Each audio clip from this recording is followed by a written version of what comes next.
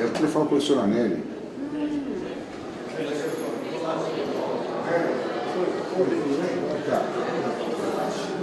Vamos conversar um pouquinho lá? Vamos. Onde é que você quer fazer?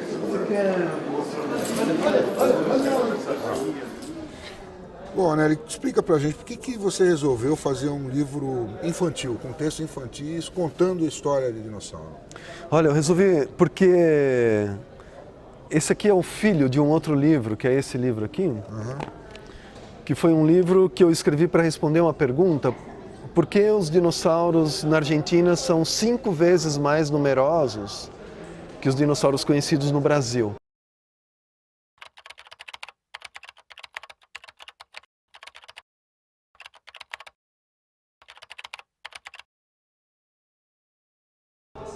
Os conhecidos na Argentina, que eles já foram descobertos, pesquisados. Foram descobertos e pesquisados. E essa foi uma pergunta que eu levei quase 8 meses para responder, e o resultado dela foi esse livro. Eu respondi outras perguntas aqui, ou tentei explicar um pouco para as pessoas. Como é que a gente sabe que o dinossauro era assim se só acharam um osso, né? Essa é outra pergunta que todo mundo faz.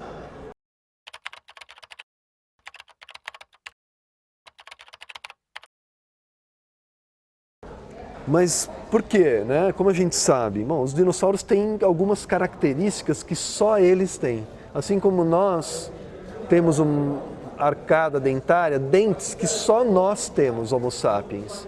Então é possível saber, esse dente que eu encontrei aqui é de um Homo sapiens, ele não é de um chimpanzé, nem de um Australopithecus e nem de um boi. Porque nos nossos dentes existem assinaturas que são só nossas. São nossas digitais, como digitais. E os dinossauros têm as suas digitais. Aqui tem várias, por exemplo, esse imenso dinossauro aqui, todos os dinossauros que estão na raiz, os ancestrais dos dinossauros, possuíam 3 dedos principais nos pés. Isso é uma assinatura só dinossauro tem. Outra característica importante, dá para ver ali nos ossos da cintura. Os ossos da cintura, o isquio, o ilium e o pubis, não se fundiam e deixavam uma cavidade chamada acetabulum. Isso é uma característica exclusiva dos dinossauros. Então gastei um bom capítulo com isso aqui, mostrando para as pessoas, ilustrando os principais tipos de dinossauros, que é um grupo de organismos sensacional, espetacular, que nasceu, uma linhagem que nasceu 220 milhões de anos, 228 milhões de anos, e até hoje, ao contrário do que a maioria das pessoas pensam, eles estão vivos. Na grande extinção, ocorrida há 65 milhões de anos atrás, uma linhagem sobreviveu, e é a linhagem das aves. Então eles estão aí. Hoje as aves formam o grupo mais numeroso e diversificado, que ocupa o maior número de ambientes dentre os vertebrados terrestres, né? Tirando os peixes. Então os dinossauros formam um grupo sensacional. Outra questão que as pessoas têm muitas dúvidas, assim, mas como uma galinha é um dinossauro? Como um beija-flor é um dinossauro? Justamente porque eles guardam boa parte dessas características que eu acabei de dizer, né? A galinha tem 3 dedos, os principais nos pés, né? E compartilham com os dinossauros e com os ancestrais dos dinossauros muitas outras características que a tornam membros de um mesmo grupo, né?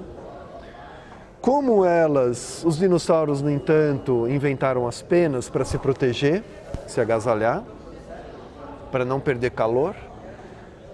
Depois eles usavam essas penas para se enfeitar, ficar bonito, para ficar com a fêmea mais bonita, que tinha maior potencial de reprodução. Sim. E um pequeno grupo de dinossauros, um grupo de dinossauros pequeninos, aprendeu a usar as penas para voar e deram origem às aves. Esses primeiros dinossauros que já voavam, eles tinham uma cauda com vértebras, tinham dentes, os dedos das mãos não eram fundidos e tinham penas. Se nós pegarmos as aves e formos vamos olhando os ancestrais, cada vez eles se parecem mais com os dinossauros. Só que o modo de vida que elas assumiram levou-as para uma anatomia muito diferente dos dinossauros que nós temos à imagem, né? Os grandes predadores, pescoço enorme e tal. Mas se você reparar... Animais imensos, né? Animais imensos. Que não é uma verdade aqui no Brasil, inclusive. Não são todos, a maioria não é composta de animais imensos. No Brasil, não. No Brasil, na Argentina, sim. Os dois maiores dinossauros do mundo, o predador e o herbívoro, viveram na Argentina. Né? O Argentinosaurus e o Giganotosaurus. Bom, e você explicou tudo nesse livro e ele ficou muito complexo? Ele é muito bacana porque eu escrevi numa linguagem como conversando com você. Coloquial. Para as pessoas que estão fora desse contexto de estudar dinossauro, do contexto acadêmico, coloquial, né? E evitando o máximo o jargão. Então todo mundo pode ler.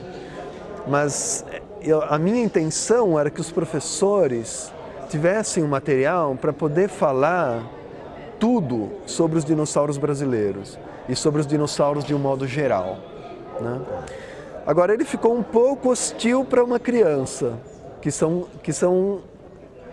que é quem gosta mais dos dinossauros, né? São as crianças.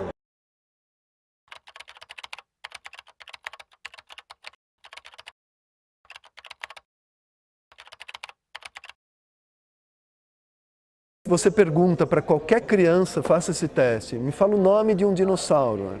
Ela vai falar 1, 2, 3, vai falar vários, nenhum brasileiro.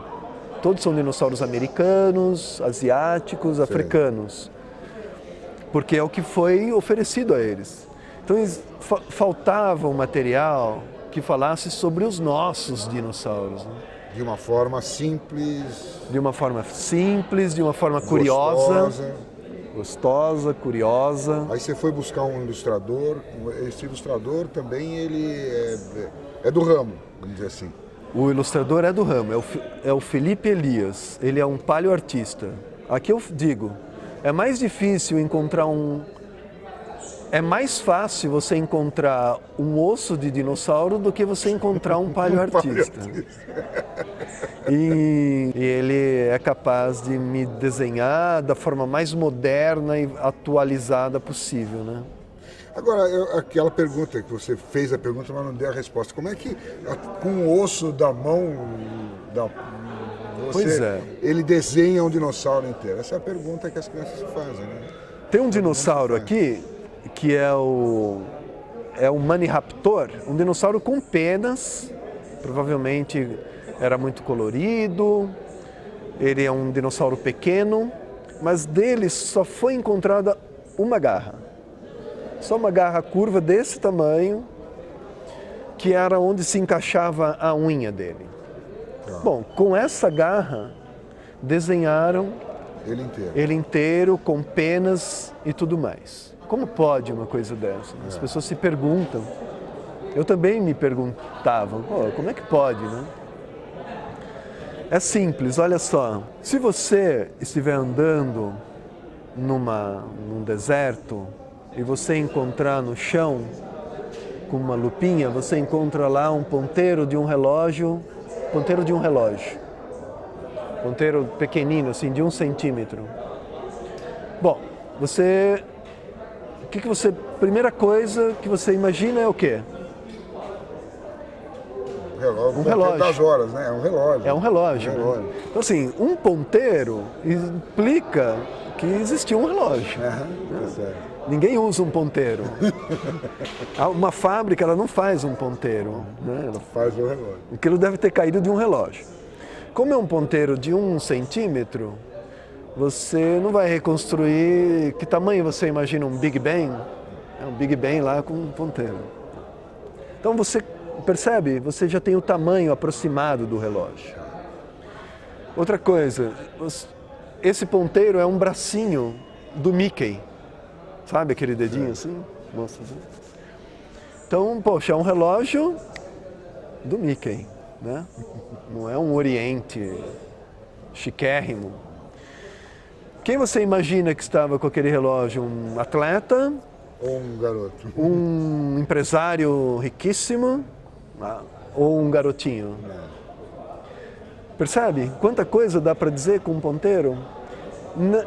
Não só por causa das características morfológicas ali do desenho, mas também pelo seu conhecimento prévio.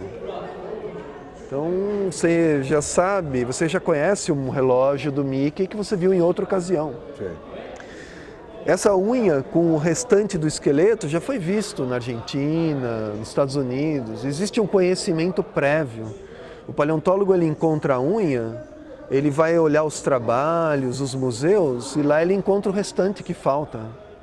Então ele consegue determinar, com todo esse estudo, o estudo da morfologia e o estudo do conhecimento prévio que já existe acerca desse grupo de dinossauros. Entendi.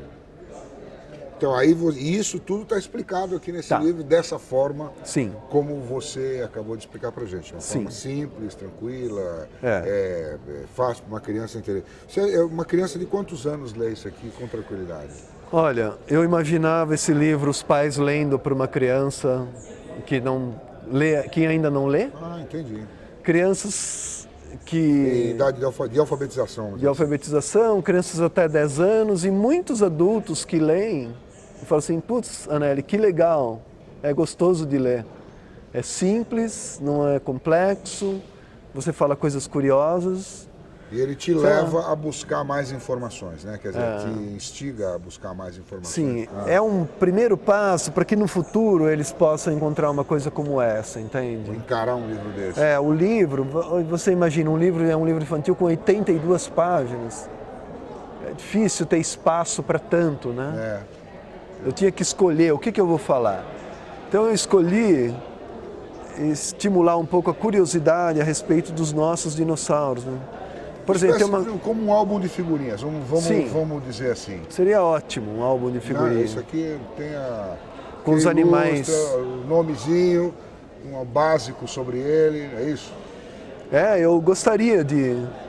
Fica um convite para quem quiser, eu vim de fazer um álbum de figurinhas com os animais da pré-história brasileira, não só os dinossauros, mas muitos outros animais interessantíssimos. É a nossa história.